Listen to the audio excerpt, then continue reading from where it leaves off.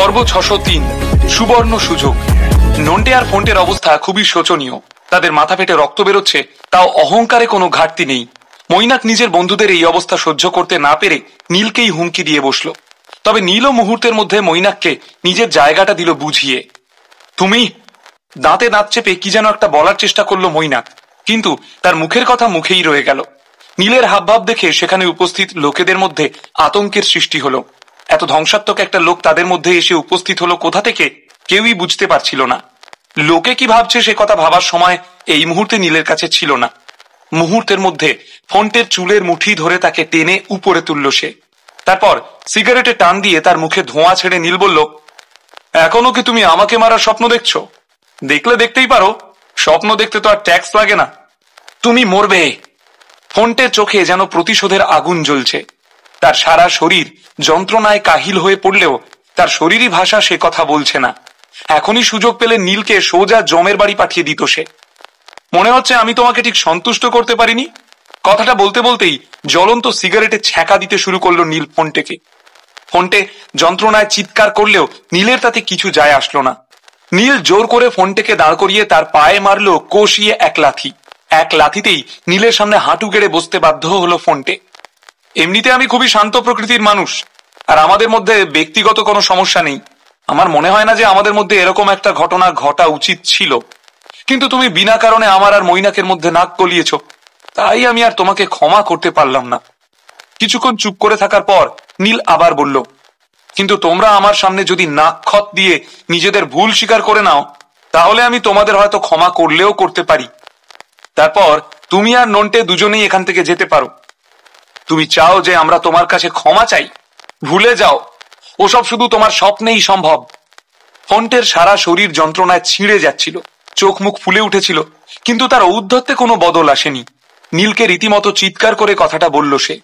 আচ্ছা, তাই নাকি? তাহলে তো তোমাদেরকে আরো একটু শিক্ষা দিতে হয়। হঠাৎই নীলের চোখে একটা অদ্ভুত নিষ্ঠুরতা চকচক করতে লাগলো। হঠাৎই ফন্টের কাঁধটা বেশ জোরে চেপে ধরল নীল। প্রথমে ফন্টের ব্যথা না লাগলেও নীলের হাতের চাপ বাড়ার সাথে সাথে তার মুখের ভাব বদলাতে শুরু করলো। মটাস। কয়েক সেকেন্ড পরেই মটমট করে শব্দ হতে লাগলো। লাল হয়ে উঠল ফন্টের সারা মুখ। নীল তার যে কাঁধটা ধরেছিল সেটার অবস্থা এখন ব্যাবিলনের ঝুলন্ত উদ্যানের মতোই। এটা তো সবে শুরু। আমি তোমার অন্য হাতটারও ঠিক একই অবস্থা করতে পারি। তোমার পা গুলোকেও ছাড়ার কোনো ইচ্ছে আমার নেই।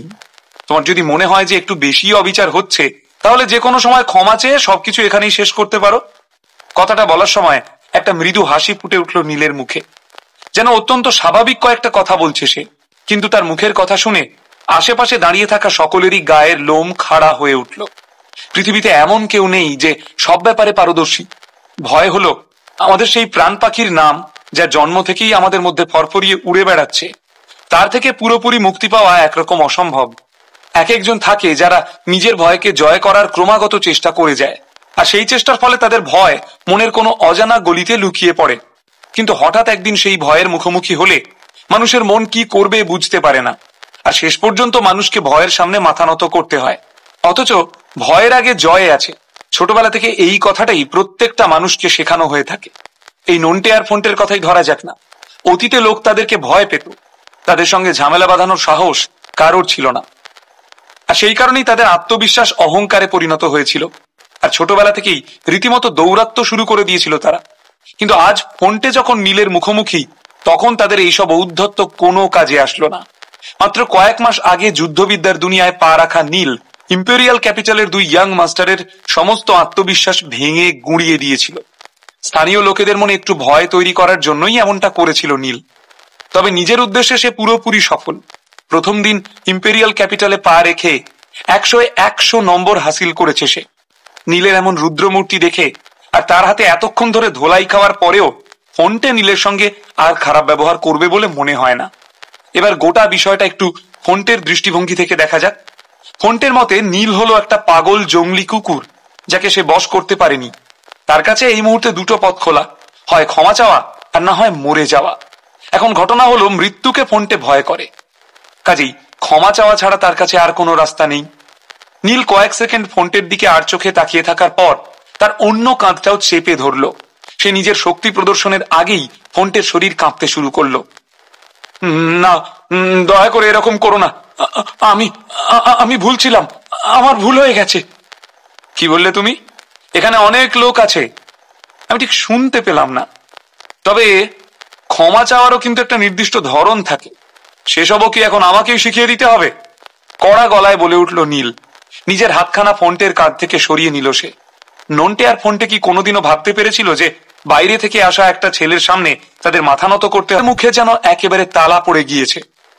টু শব্দ পর্যন্ত করার মতো সাহস হচ্ছিল না কারোর। চুপ করে দাঁড়িয়ে চোখের সামনে শুধু ফোনটেকে অপমানিত হতে দেখছিল তারা।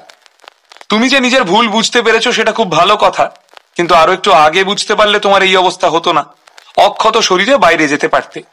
ফোনটের কাঁধ চাপড়ে বলল নীল, ভবিষ্যতে আর কখনো আমাকে এমন রাগিয়ে দিও না, বুঝলে? না হলে পরের বার তোমার অবস্থা এর থেকেও খারাপ হবে। নীলের কথা শুনে গনগনে চোখে তার দিকে তাকিয়ে রইল ফোনটে, কিন্তু মুখে কিছুই বলল না। ফোনটে কি যা কিছু হয়েছে সবটাই অস্বীকার করতে চায়, কিন্তু সেটা তো প্রায় অসম্ভব। ইম্পেরিয়াল ক্যাপিটালের বিত্তশালী লোকেরা ইতিমধ্যেই ফোনটের অবস্থা দেখে ফেলেছে। এখন অভিনয় করেও বিশেষ কোনো লাভ নেই। নীল অবশ্য আগেই আন্দাজ করেছিল যে এমনটা হতে পারে। ফোনটের শরীর থেকে বেরিয়ে আসা আভা সে অনুভব করতে পারছিল। সেই সঙ্গে নন্টের দুচোখে জ্বলতে থাকা প্রতিশোধের আগুনও তার নজর এড়ায়নি। ইম্পেরিয়াল ক্যাপিটালে পা দিয়েই নীল যে নিজের দুটো শত্রু তৈরি করে ফেলেছে তাতে আর কোনো সন্দেহ নেই। নন্টে আর ফোনটে আজ চুপচাপ ক্ষমা চেয়ে চলে গেলেও সুযোগ বুঝে নীলকে পাল্টা আক্রমণ তারা করবে ঠিকই। ঘটনাটা কলকাতায় ঘটলে নীল হয়তো তাদের দুজনকে মেরেই ফেলতো, কিন্তু এই মুহূর্তে সে ইম্পেরিয়াল ক্যাপিটালে।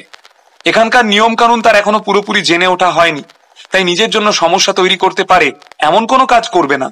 তবে এত পরিশ্রমের আসল উদ্দেশ্য এখনো সফল হয়নি। মাস্টার ফোনটে তো নিজের ভুল স্বীকার করেছে, নন্টে কি কিছু বলবে না? নিজের ভুরু দুটোকে কপালে তুলে নীল মনে মনে ভাবলো ভবিষ্যতে নন্টে আর ফোনটের পরিবার তার উপর প্রতিশোধ নেবে কিনা পরের কথা, কিন্তু এই মুহূর্তে সত্যিকেই ঢাল বানাতে হবে তাকে, তাতে যাই হয়ে যাক না কেন। বাকি রাতটুকু তুমি আর কি করতে চাও নীল? তোমার মনে হয় না ঝামেলাটা ইতিমধ্যেই বেশ অনেকটা বেড়ে গেছে? আর সহ্য করতে না পেরে কড়া গলায় বলে উঠল মৈনাক দাস। নীল তার সামনেই নন্টে আর ফোনটেকে মেরেছিল। এই মুহূর্তে ছেলে দুটোর অবস্থা সত্যিই খুব খারাপ। মান সম্মান তো তাদের গেছেই। মৈনাক নীলকে থামাতে না বললে হয়তো ছেলে দুটো নিজেদের প্রাণটাও হারাতো। এখনো ছেলে দুটোর কাছে লোকের সহানুভূতি করানোর একটা সুযোগ আছে, কিন্তু মৈনাক চুপ করে গেলে সেই সুযোগটাও তারা হারিয়ে ফেলবে। কাউকে না কাউকে তো নিজের ভুলটা মানতেই হবে, তাই না? নিজের কাঁধটা একটু ঝেড়ে নিয়ে বলল নীল, আমি বিশেষ কিছুই বলতে চাই না, তবে একটা জিনিস স্পষ্ট করে দিতে চাই। ঝামেলা করতে আমার ভালো না লাগলেও ঝামেলাকে আমি ভয় করি না। কেউ আমার উপর প্রতিশোধ নিতে চাইলে নিতেই পারে, কিন্তু সেটার জন্য উল্টো দিকের মানুষটার পর্যাপ্ত যোগ্যতা থাকা উচিত। না হলে তাদের অবস্থা ওই নন্টে আর ফোনটের মতোই হবে। বুঝতে পারছি নীল, তোমার মধ্যে অনেক সাহস রয়েছে, কিন্তু ভুলে যেও না যে এটা ইম্পেরিয়াল ক্যাপিটালের মাটি, তোমার নিজের গ্রাম নয়। এখানকার পরিবারগুলো সম্পর্কে তুমি কিছুই জানো না। যে কোনো পরিবার ইচ্ছে করলেই তোমাকে মেরে ফেলতে পারে, তাই বাড়াবাড়ি কম করো। তোমার ভাগ্য ভালো যে এই ঘটনার একটা উল্টো পিঠো রয়েছে, না হলে তোমার অবস্থা ওই ধোপার গাধার মতো হতো, না এদিকের না ওদিকে। অতি কষ্টে ঢোক গিলে মনে সাহস জোগাড় করে বলল মৈনাক। এক নিঃশ্বাসে কথাগুলো বললেও প্রচন্ড ভয় করছিল তার। নীল আজ যা তাণ্ডব করেছে তাতেই ওই তিনজনের ভরপেট শিক্ষা হয়ে গেছে। মৈনাক, তোমার গায়ে আমি হাত দেইনি মানে এই নয় যে হাত আমি দিতে পারবো না, বা তোমার গায়ে হাত তুলতে আমি ভয় পাই। জোরে হেসে উঠল নীল। এরকমটা যদি তুমি ভেবে থাকো তাহলে সেটা নেহাতি অলীক কল্পনা। মিস্টার বলরাম সেনাপতি আর তোমার ঠাকুরদার জন্য এখনো তুমি অক্ষত অবস্থায় দাঁড়িয়ে রয়েছ, না হলে তোমার অবস্থা ওই নন্টে আর ফোনটের মতোই হতো। আমার ধৈর্যের পরীক্ষা নেওয়ার চেষ্টা করো না। আবার নন্টে ফোনটের দিকে তাকালো নীল। আর এই যে তোমরা দুজন, তোমরা কি এখনো আমার সাথে খেলতে চাও? তাহলে নিজেদের বাকি লোকেদেরকেও ডাকতে পারো। তোমাদেরকে আরো একটা সুযোগ আমি দিতে চাই। তোমাদের ক্ষমতার দৌড় তো দেখলাম, তোমাদের বাড়ির লোকেরও দেখবো। এর এমন কি বড় কথা? কথাটা বলেই নিজের হাত দুটোকে ছড়িয়ে আড়মোড়া ভাঙতে লাগলো নীল। তার সেই অদ্ভুত ভঙ্গি দেখে আশেপাশের সব লোক মনে মনে ভাবতে লাগলো, এই ছেলেটা এলো কোথা থেকে? কয়েক সেকেন্ড পর সোফায় ফিরে গিয়ে নিজের ফোনটা বের করে কাউকে একটা মেসেজ করলো নীল। কি বললে তুমি? কোনো রকমের টেবিলের উপর হাত রেখে সর্বশক্তি দিয়ে উঠে দাঁড়ানোর চেষ্টা করতে লাগলো নন্টে। তোমার কথা যদি সত্যি হয়ে থাকে তাহলে এই সুযোগের সদ্ব্যবহার আমি করতে চাই। আমাকে তোমার ফোনটা একবার দাও।